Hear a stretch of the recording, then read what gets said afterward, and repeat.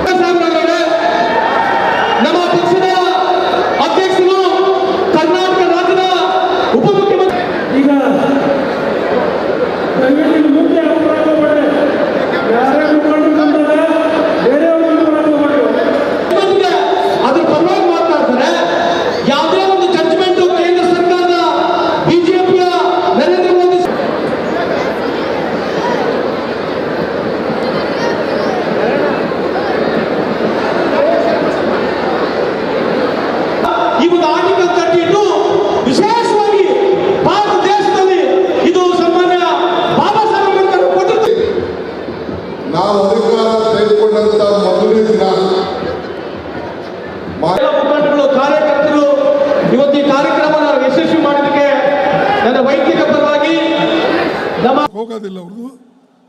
ಯಾಕೆ ಅಂದರೆ ನೀವು ಅನ್ಬೋದು ಹೆದರ್ತೀರೇನಂತ. ನಾ ಯಾರಿಗೂ ಹೆದರಲ್ಲ. ಬೆಲೆ ಜಾಸ್ತಿ ಆಗ್ತಾ ಇದೆ.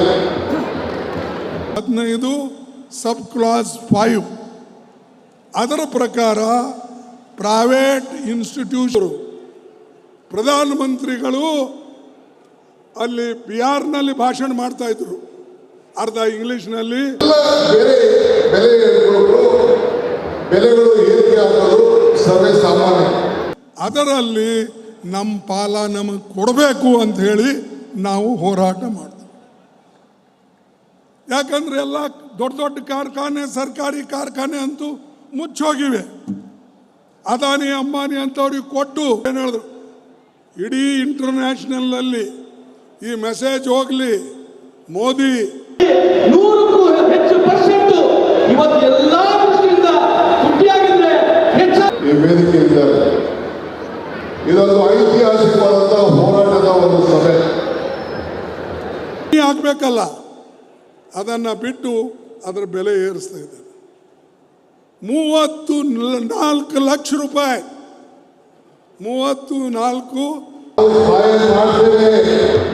ಯಾರು ಕಸವನ್ನು ಕೃಷಿ ನಗರವನ್ನ, ಕರ್ನಾಟಕ ರಾಜ್ಯವನ್ನ, ಬೆಂಗಳೂರು ನಗರವನ್ನ ಮತ್ತು ಜಿಲ್ಲಾ ಮಂತ್ರಿಗಳು ಮತ್ತು ಪಕ್ಷ ಎಲ್ಲ ಸೇರಿ ಅದರ ಮುಖಂಡತ್ವವನ್ನು ತೆಗೆದುಕೊಂಡು ಅವರು ಶ್ರೀಮಂತಿಗೆ ಸಹಾಯ ಮಾಡ್ತಾ ಇದ್ದಾರೆ. ನಿಮ್ಮ ಸರ್ಕಾರ, ಸಿದ್ದರಾಮಯ್ಯ ಸರ್ಕಾರ, ಕಾಂಗ್ರೆಸ್ ಸರ್ಕಾರ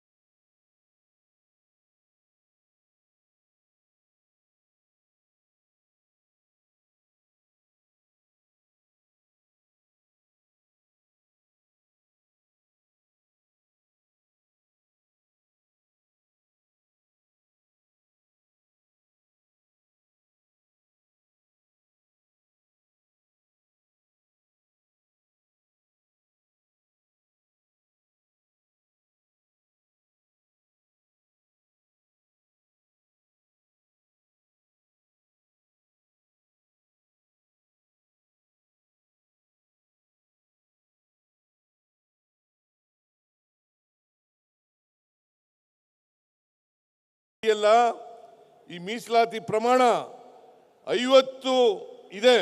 ಅದು ಸುಪ್ರೀಂ ಕೋರ್ಟ್ನವರು 1992ನೇ ಇಸ್ವಿನಲ್ಲಿ ಇಂದಿರಾ ಸಹಾನಿ ಕೇಸ್ನಲ್ಲಿ ಅದನ್ನು ನಿಗದಿ ಮಾಡಿದ್ರು.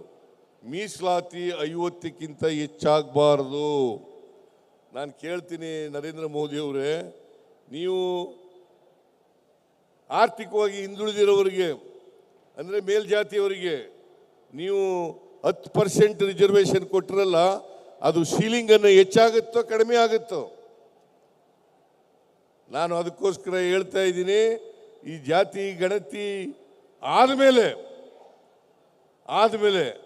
ಎಕನಾಮಿಕ್ ಸರ್ವೆ ನೀವು socio economic and educational survey ಮಾಡಬೇಕು.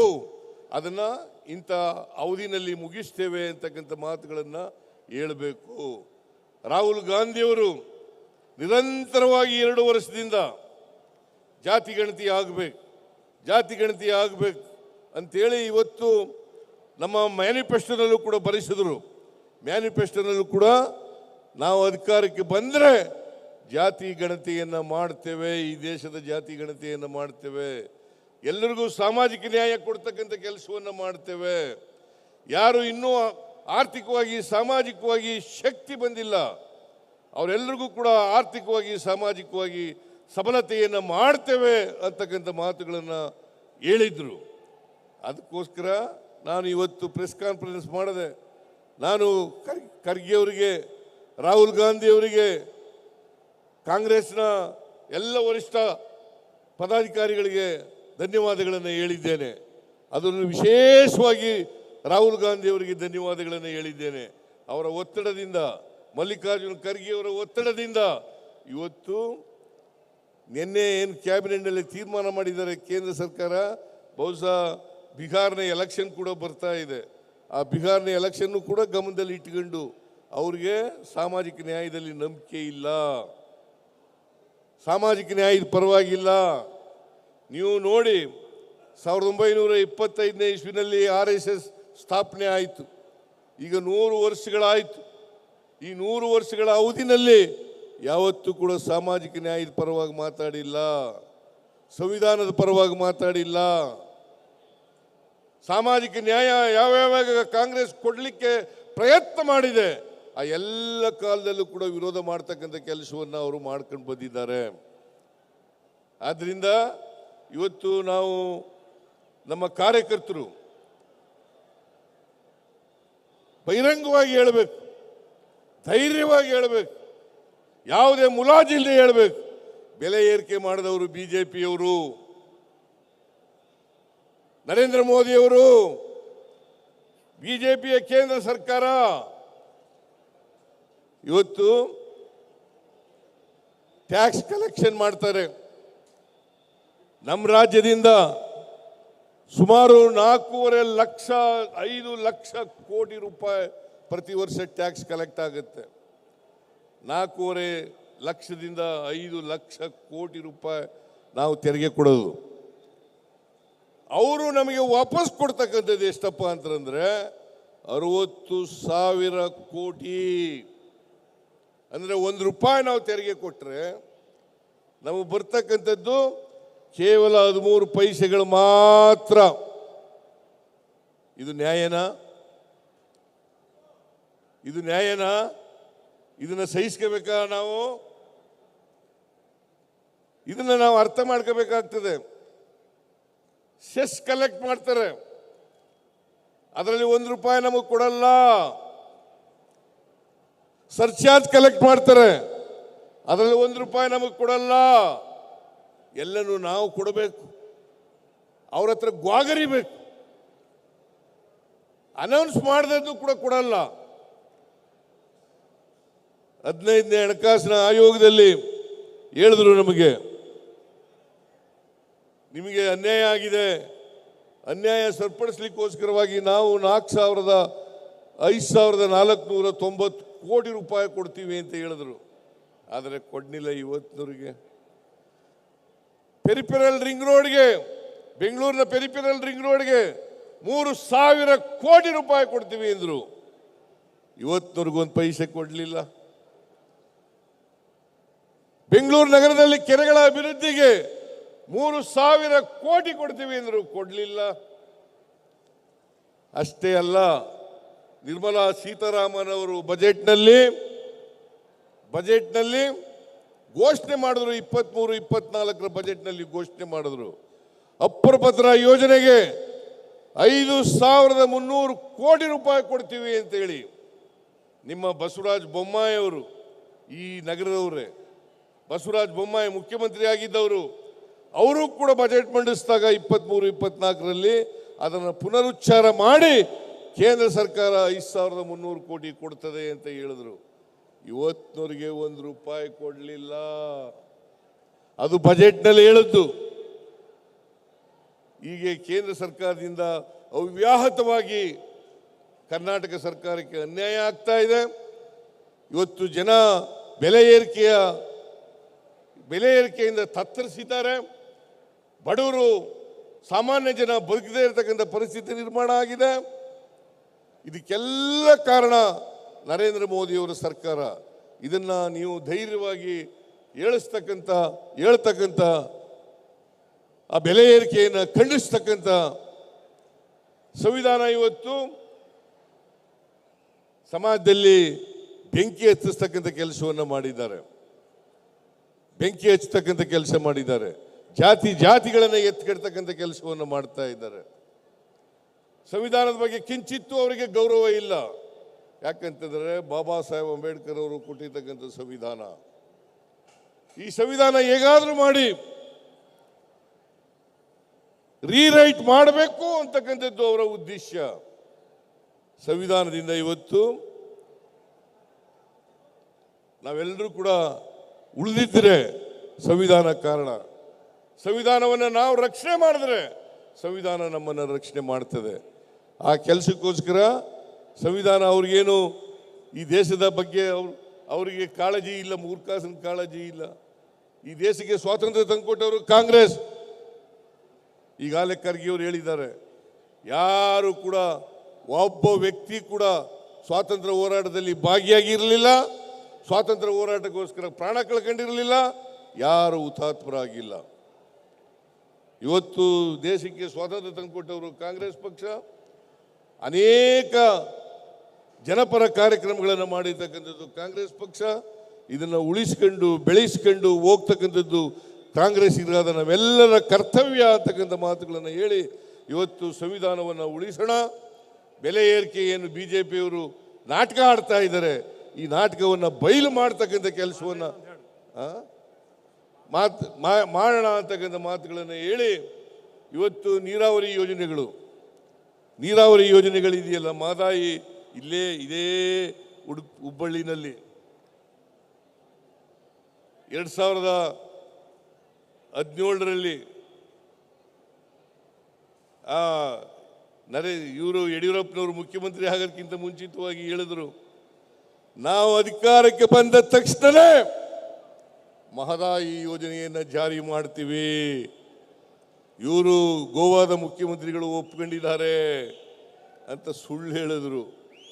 ಇವತ್ತಿನವರಿಗೆ ಎನ್ವೈರನ್ಮೆಂಟ್ ಕ್ಲಿಯರೆನ್ಸ್ ಕೊಟ್ಟಿಲ್ಲ. ಒಂದು ವೇಳೆ ಎನ್ವೈರನ್ಮೆಂಟ್ ಕ್ಲಿಯರೆನ್ಸ್ ಕೊಟ್ಟರೆ ನಾಳೆನೇ ಮಹದಾಯಿ ಯೋಜನೆಯನ್ನು ಪ್ರಾರಂಭ ಮಾಡ್ತೇವೆ.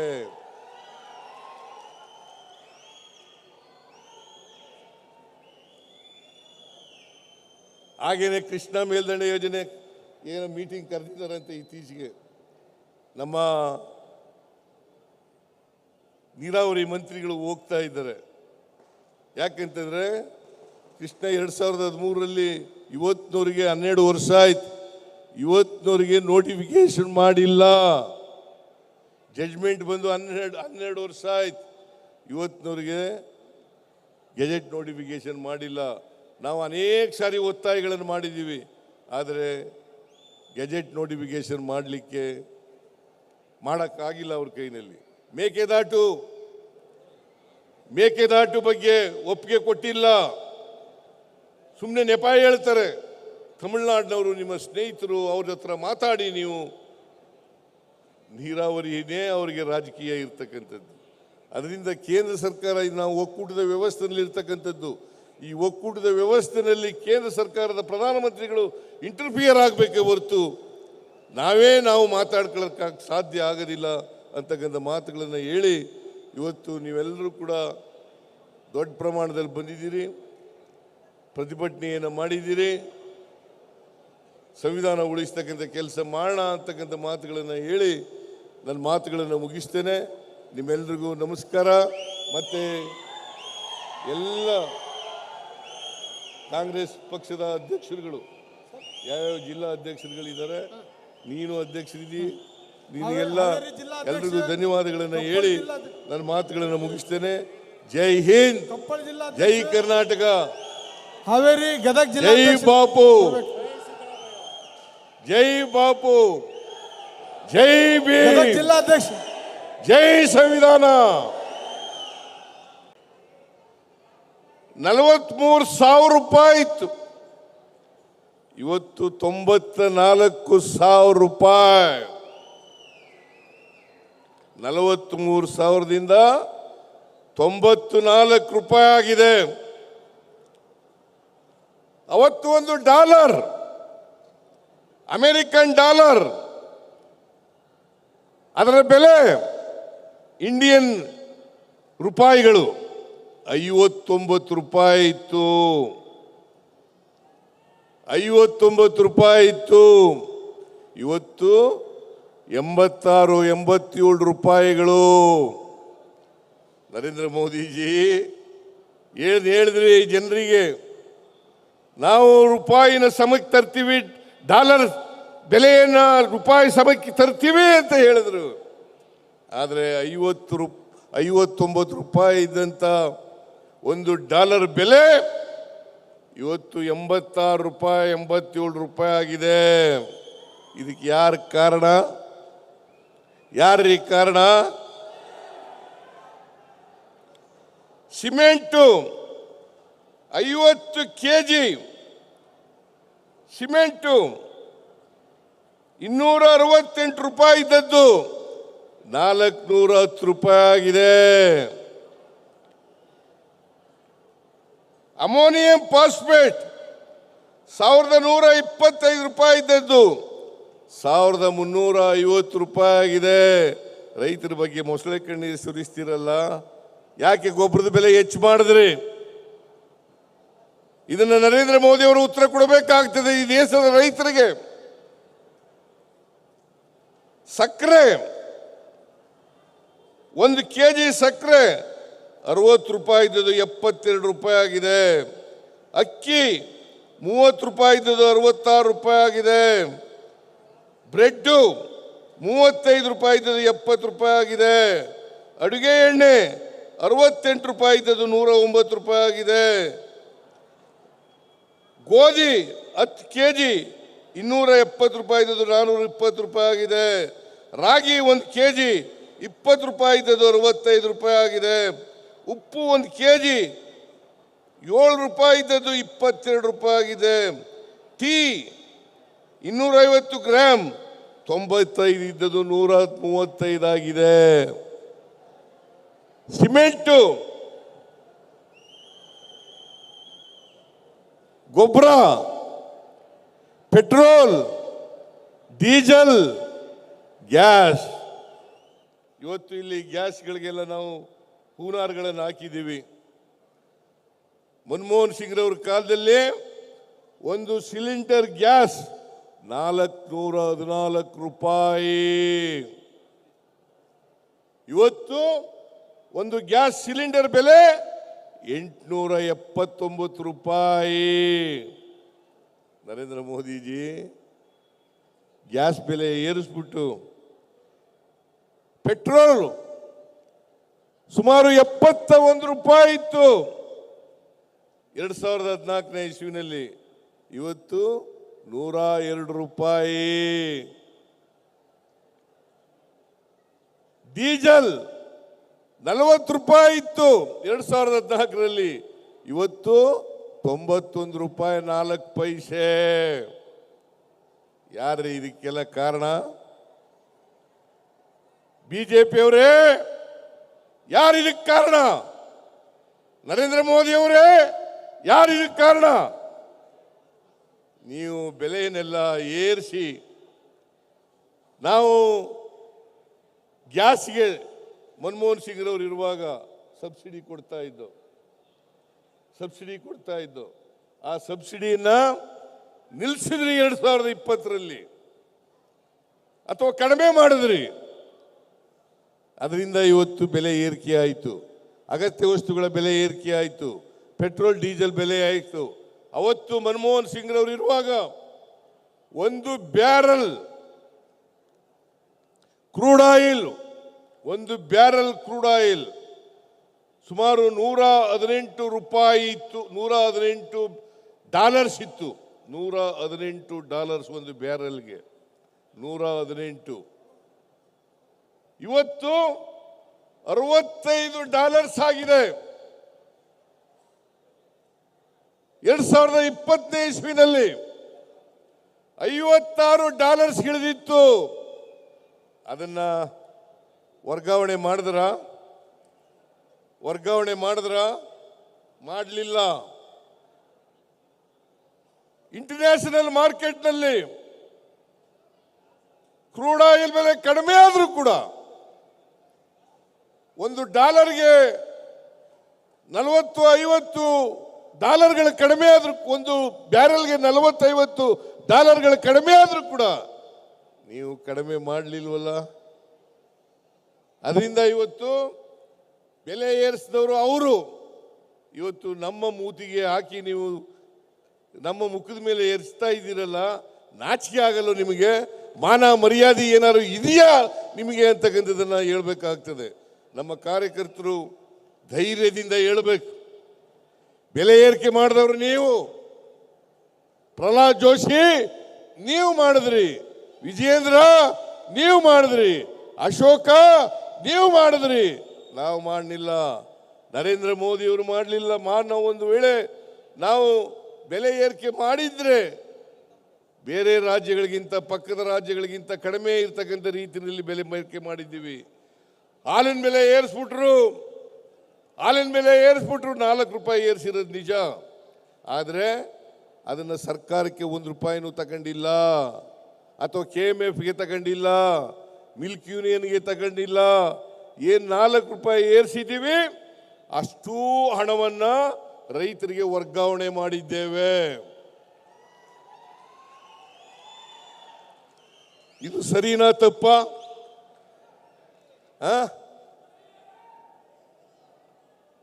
$50 ಮೇಲಿದೆ. 1 ಲೀಟರ್ ಹಾಲು ಬೇರೆ ರಾಜ್ಯಗಳಲ್ಲಿ $50ಗಿಂತ ಜಾಸ್ತಿ ಇದೆ. ನಮ್ಮಲ್ಲಿ $42 ಇತ್ತು, $4 ಜಾಸ್ತಿ ಮಾಡಿ $46 ಆಗಿದೆ. ಬೇರೆ ರಾಜ್ಯಗಳಲ್ಲೆಲ್ಲ 50, 48, 52, 54, 55, $56 1 ಲೀಟರ್ ಹಾಲಿಗೆ. ಕರ್ನಾಟಕದಲ್ಲಿ ಕಡಿಮೆ ಇದೆ. ಹಾಗೇನೆ ಬಸ್ ದರನೂ ಕೂಡ ಮಹಾರಾಷ್ಟ್ರ, ಆಂಧ್ರ, ತೆಲಂಗಾಣ, ತಮಿಳುನಾಡು, ಕೇರಳ ಇವೆಲ್ಲಕ್ಕೂ ಹೋಲಿಕೆ ಮಾಡಿದ್ರೆ ಕಡಿಮೆ ಇದೆ. ನೀವು ನಮ್ಮ ಮೇಲೆ ಹೇಳ್ತೀರಾ? ನಾವು 5 ಗ್ಯಾರಂಟಿ ಯೋಜನೆಗಳನ್ನು ಕೊಟ್ಟಿದ್ದೇವೆ, ಅದನ್ನು ಕೂಡ ಟೀಕೆ ಮಾಡ್ತೀರಿ ನೀವು.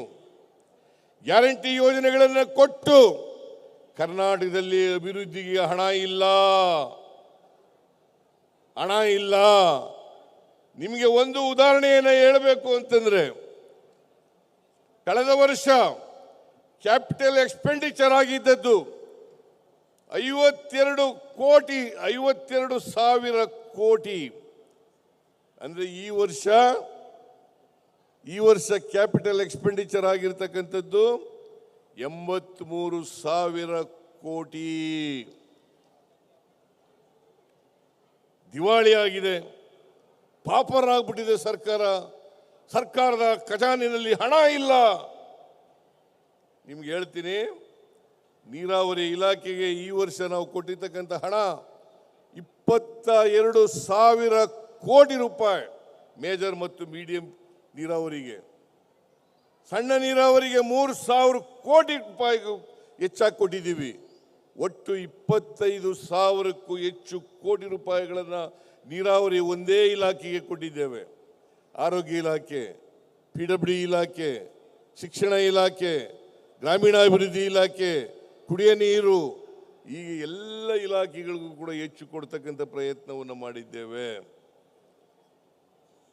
ನಾನು ಜಾತಿ ಗಣತಿ ಬಗ್ಗೆ ಮಾತಾಡಲ್ಲ.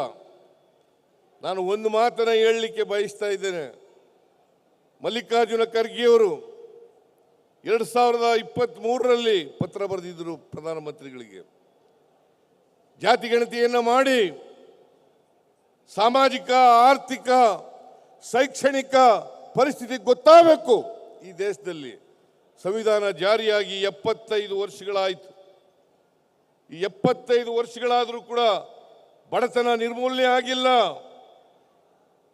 ಅಸಮಾನತೆ ಹೋಗಿಲ್ಲ, ಎಲ್ರಿಗೂ ಸಾಮಾಜಿಕ ಆರ್ಥಿಕ ಶಕ್ತಿ ಬಂದಿಲ್ಲ, ಸಮಾನತೆ ಬಂದಿಲ್ಲ. ಅದಕ್ಕೋಸ್ಕರವಾಗಿ ಇವತ್ತು ನೀವು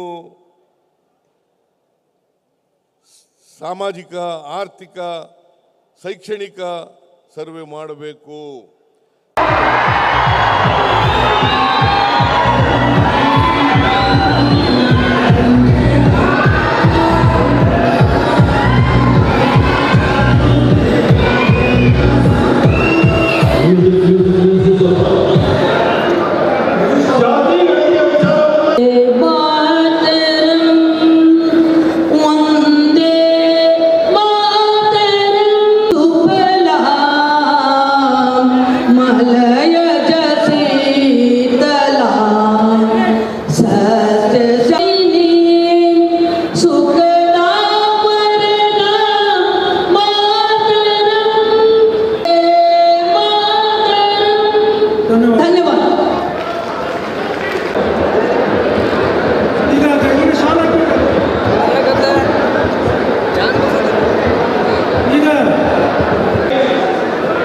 ಇಷ್ಟು ಕಮ್ಮಿ ಸಮಯದಲ್ಲಿ ಇಷ್ಟು ಜನರನ್ನ ಸೇರಿಸಲಿಕ್ಕೆ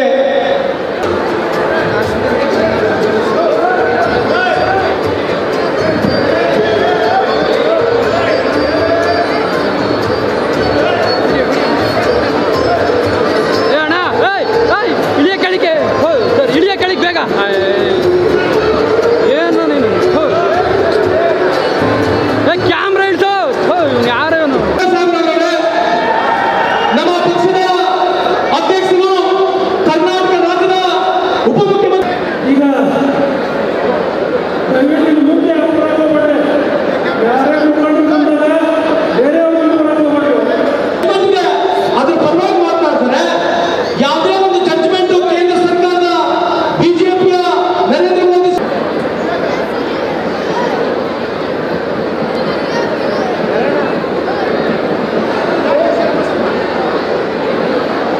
ಈ ಒಂದು ಆರ್ಟಿಕಲ್ 32 ವಿಶೇಷವಾಗಿ ಭಾರತ ದೇಶದಲ್ಲಿ ಇದು ಸಾಮಾನ್ಯ ಬಾಬಾ ಸಾಹೇಬ್ ಅಂಬೇಡ್ಕರ್ ಕೊಟ್ಟಿದ್ದು. ನಾವು ಅಧಿಕಾರ ತೆಗೆದುಕೊಂಡಂತ ಮೊದಲನೇ ದಿನ ಎಲ್ಲ ಮುಖಂಡರು, ಕಾರ್ಯಕರ್ತರು ಇವತ್ತು ಈ ಕಾರ್ಯಕ್ರಮನ ಯಶಸ್ವಿ ಮಾಡೋದಕ್ಕೆ ನನ್ನ ವೈಯಕ್ತಿಕ ಪರವಾಗಿ ನಮ್ಮ ಹೋಗೋದಿಲ್ಲ ಅವ್ರದ್ದು. ಯಾಕೆ ಅಂದರೆ ನೀವು ಅನ್ಬೋದು ಹೆದರ್ತೀರೇನಂತ. ನಾ ಯಾರಿಗೂ ಹೆದರಲ್ಲ. ಕೆಲಸ ಮಾಡುತ್ತೇವೆ. ಆದರೂ ಬೆಲೆ ಏರಿಕೆ ಜಾಸ್ತಿ ಆಗ್ತಾ ಇದೆ. 15 ಸಬ್ ಕ್ಲಾಸ್ 5 ಅದರ ಪ್ರಕಾರ ಪ್ರೈವೇಟ್ ಇನ್ಸ್ಟಿಟ್ಯೂಷನ್ ಪ್ರಧಾನಮಂತ್ರಿಗಳು ಅಲ್ಲಿ ಬಿಹಾರ್ನಲ್ಲಿ ಭಾಷಣ ಮಾಡ್ತಾ ಇದ್ರು, ಅರ್ಧ ಇಂಗ್ಲಿಷ್ನಲ್ಲಿ. ಎಲ್ಲ ಬೇರೆ ಬೆಲೆಗಳು ಏರಿಕೆ ಆಗೋದು ಸರ್ವೇ ಸಾಮಾನ್ಯ. ಅದರಲ್ಲಿ ನಮ್ಮ ಪಾಲ ನಮಗೆ ಕೊಡಬೇಕು ಅಂತ ಹೇಳಿ ನಾವು ಹೋರಾಟ ಮಾಡ್ತೀವಿ. ಯಾಕಂದ್ರೆ ಎಲ್ಲ ದೊಡ್ಡ ದೊಡ್ಡ ಕಾರ್ಖಾನೆ, ಸರ್ಕಾರಿ ಕಾರ್ಖಾನೆ ಅಂತೂ ಮುಚ್ಚೋಗಿವೆ. ಅದಾನಿ, ಅಂಬಾನಿ ಅಂತವ್ರಿಗೆ ಕೊಟ್ಟು ಏನು ಹೇಳಿದ್ರು, ಇಡೀ ಇಂಟರ್ನ್ಯಾಷನಲ್ನಲ್ಲಿ ಈ ಮೆಸೇಜ್ ಹೋಗಲಿ, ಮೋದಿ 100ಕ್ಕೂ ಹೆಚ್ಚು ಪರ್ಸೆಂಟ್ ಇವತ್ತು ಎಲ್ಲಾ ದೃಷ್ಟಿಯಿಂದ ತುಟ್ಟಿಯಾಗಿದ್ರೆ ಈ ವೇದಿಕೆಯಿಂದ ಇದೊಂದು ಐತಿಹಾಸಿಕವಾದಂತಹ ಹೋರಾಟದ ಒಂದು ಸಭೆ ಆಗಬೇಕಲ್ಲ, ಅದನ್ನು ಬಿಟ್ಟು ಅದರ ಬೆಲೆ ಏರಿಸ್ತಾ ಇದ್ದಾರೆ. 34 ಲಕ್ಷ ರೂಪಾಯಿ, 34. ಸಹಾಯ ಮಾಡ್ತೇವೆ. ಯಾರು ಕಸವನ್ನು ಕಳಿಸಿ ನಗರವನ್ನ, ಕರ್ನಾಟಕ ರಾಜ್ಯವನ್ನ, ಬೆಂಗಳೂರು ನಗರವನ್ನ ಮತ್ತು ಜಿಲ್ಲಾ ಮಂತ್ರಿಗಳು ಮತ್ತು ಪಕ್ಷ ಎಲ್ಲ ಸೇರಿ ಅದರ ಮುಖಂಡತ್ವವನ್ನು ತೆಗೆದುಕೊಂಡು ಅವರು ಶ್ರೀಮಂತಿಗೆ ಸಹಾಯ ಮಾಡ್ತಾ ಇದ್ದಾರೆ. ನಿಮ್ಮ ಸರ್ಕಾರ, ಸಿದ್ದರಾಮಯ್ಯ ಸರ್ಕಾರ, ಕಾಂಗ್ರೆಸ್ ಸರ್ಕಾರ ಕೇಂದ್ರ ಸರ್ಕಾರದ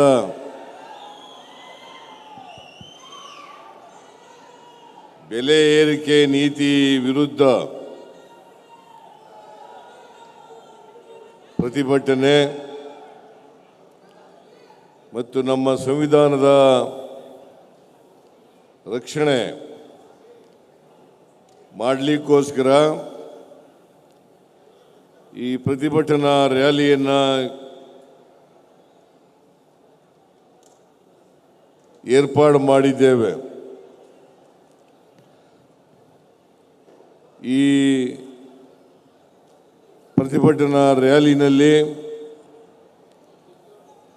ಭಾಗವಹಿಸಿರ್ತಕ್ಕಂಥ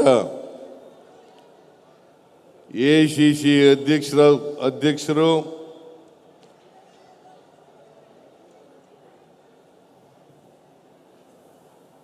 ರಾಜ್ಯಸಭೆಯಲ್ಲಿ ವಿರೋಧ ಪಕ್ಷದ ನಾಯಕರು ಆದಂಥ ಮಾನ್ಯ ಮಲ್ಲಿಕಾರ್ಜುನ ಖರ್ಗೆ ಅವರೇ,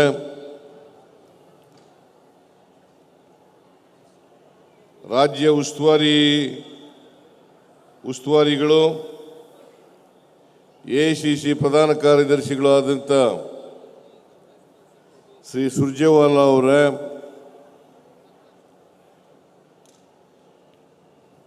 ರಾಜ್ಯದ ಉಪಮುಖ್ಯಮಂತ್ರಿಗಳು ಪಿಸಿಸಿ ಅಧ್ಯಕ್ಷರು ಆದಂಥ ಶ್ರೀ ಡಿ.ಕೆ. ಶಿವಕುಮಾರ್ ಅವರೇ,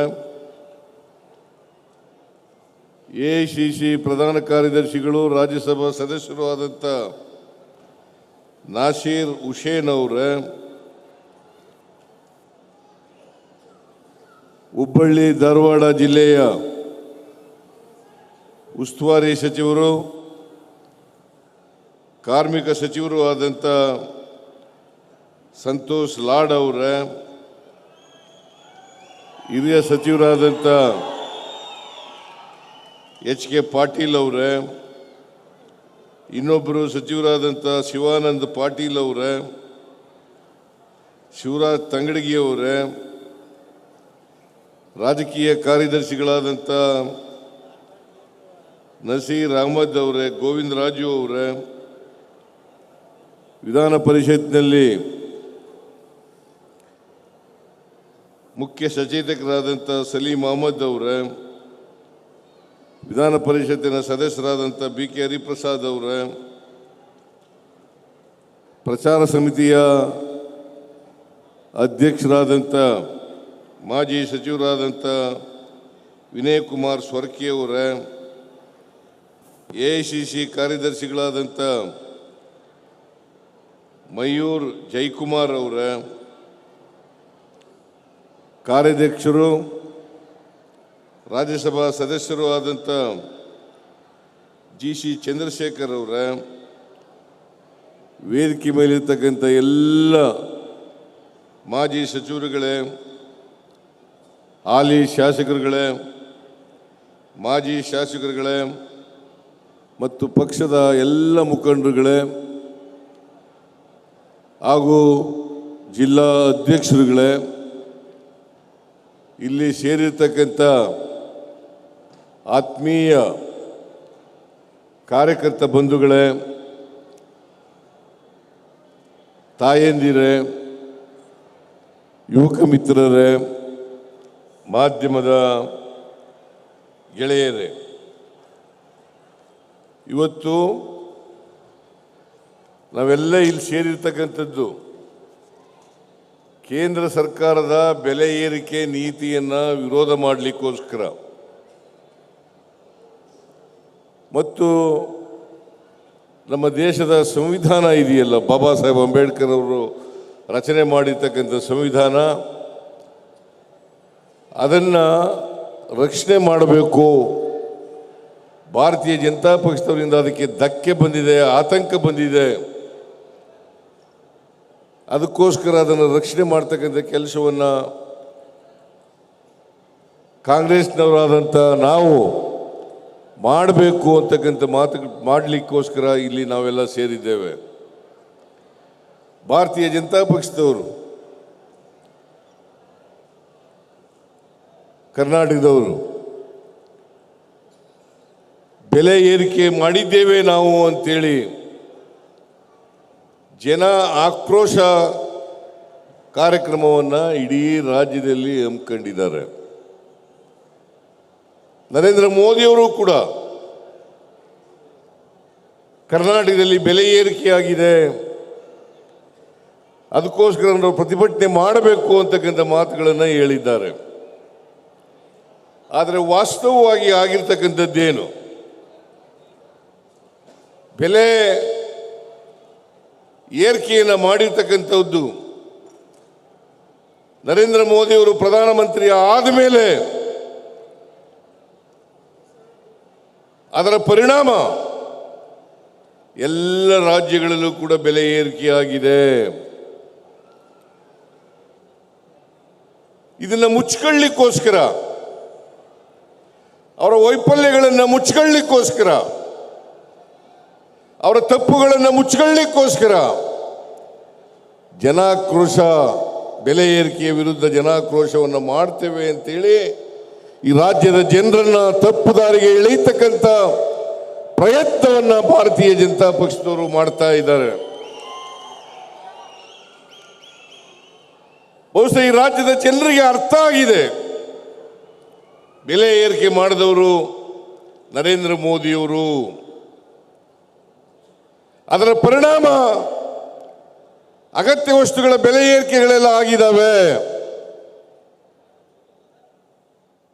ಇದನ್ನು ನಾವು ಜನರಿಗೆ ತಿಳಿಸಬೇಕಾದಂತ ಅಗತ್ಯ ಇದೆ, ಅನಿವಾರ್ಯತೆ ಇದೆ ಅಂತಕ್ಕಂಥದ್ದನ್ನು ನಮ್ಮ ಕಾರ್ಯಕರ್ತರು ಅರ್ಥ ಮಾಡ್ಕೋಬೇಕಾಗ್ತದೆ. ನರೇಂದ್ರ ಮೋದಿಯವರು ಅಧಿಕಾರಕ್ಕೆ ಬಂದು ಇನ್ನೇನು 11 ವರ್ಷಗಳಾಯಿತು. ನರೇಂದ್ರ ಮೋದಿಯವರು ಹೇಳಬೇಕು, ನೀವು ಕೊಟ್ಟ ಮಾತಿನಂತೆ ನಡ್ಕೊಂಡಿಲ್ಲ, ಬೆಲೆ ಏರಿಕೆ ಆಗಿರತಕ್ಕಂಥದ್ದನ್ನು ಕಡಿಮೆ ಮಾಡ್ತೇವೆ, ಒಳ್ಳೆಯ ದಿನಗಳು ಬರ್ತವೆ, ನಾವು ಎಲ್ಲರ ಜೀವನವನ್ನು ಸುಖಕರವಾಗಿ ಮಾಡ್ತೇವೆ ಅಂತ ಹೇಳಿದ್ರಲ್ಲ ನರೇಂದ್ರ ಮೋದಿ ಅವರೇ.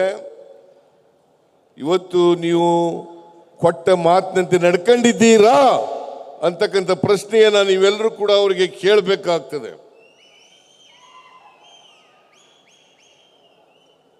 ನರೇಂದ್ರ ಮೋದಿ ಅವರು ಬರೀ ಒಂದು ಪದಾರ್ಥದ ಬೆಲೆ ಏರಿಸಲಿಲ್ಲ. ಪೆಟ್ರೋಲ್, ಡೀಸೆಲ್, ಗ್ಯಾಸ್, ಚಿನ್ನ, ಬೆಳ್ಳಿ, ಕಬ್ಬಣ, ಸಿಮೆಂಟು, ಅಗತ್ಯ ವಸ್ತುಗಳು, ಅಕ್ಕಿ, ಗೋಧಿ, ಬೇಳೆ, ಔಷಧಗಳು, ಗೊಬ್ಬರ, ಈಗ ಎಲ್ಲನೂ ಕೂಡ ನೀವು ಏರಿಸಿದ್ದೀರಿ. ಮನಮೋಹನ್ ಸಿಂಗ್ರವರು ಪ್ರಧಾನಮಂತ್ರಿಗಳಾಗಿದ್ದಾಗ ಬೆಲೆಗಳನ್ನು ನಿಯಂತ್ರಣ ಮಾಡಿದ್ರು, ಆಹಾರ ಪದಾರ್ಥಗಳ ಬೆಲೆಗಳನ್ನು ನಿಯಂತ್ರಣ ಮಾಡಿದ್ರು. ಆದರೆ ಇವರು ನರೇಂದ್ರ ಮೋದಿ ಅವರು ಪ್ರಧಾನಮಂತ್ರಿ ಆದ ಮೇಲೆ, ಒಳ್ಳೆಯ ದಿನಗಳನ್ನು ಬರ್ತವೆ ಅಂತ ಹೇಳಿದ ಮೇಲೆ ಎಲ್ಲ ಪದಾರ್ಥಗಳ ಬೆಲೆಗಳನ್ನು ಏರಿಸಿದ್ರು. ನಿಮಗೆ ನರೇಂದ್ರ ಮೋದಿ ಅವರು ಬಂದ ಮೇಲೆ ಬೆಲೆ ಏರಿಕೆ ಹೇಗಾಗಿದೆ? ನರೇಂದ್ರ ಮೋದಿ ಅವರು ಬರೋದಕ್ಕಿಂತ ಮುಂಚಿತವಾಗಿ ಏನು ಬೆಲೆಗಳಿದ್ದು ಇದನ್ನ ನಿಮ್ಮ ಮುಂದೆ ಇಡ್ಲಿಕ್ಕೆ ನಾನು ಬಯಸ್ತಾ ಇದ್ದೇನೆ. ಚಿನ್ನ, 10 ಗ್ರಾಮ್ ಚಿನ್ನಕ್ಕೆ ಅವತ್ತು 28,000 ರೂಪಾಯಿ ಇತ್ತು. ಇವತ್ತು 1,00,000 ಚಿಲ್ಲರೆ ರೂಪಾಯಿ. ಯಾರ ಕಾರಣ ಇದಕ್ಕೆ? ನರೇಂದ್ರ ಮೋದಿ ಅವರೇ. 28,000 ರೂಪಾಯಿ 10 ಗ್ರಾಮ್ ಚಿನ್ನಕ್ಕಿದ್ದದ್ದು ಇವತ್ತು 1,00,000 ಚಿಲ್ಲರೆ ಆಗಿದೆಯಲ್ಲ, ಇದಕ್ಕೆ ನೀವೇ ಕಾರಣ. ಹೌದೋ ಅಲ್ಲ? ಹೌದೋ ಅಲ್ಲ? ಬೆಳ್ಳಿ 1 ಕೆಜಿ ಬೆಳ್ಳಿಗೆ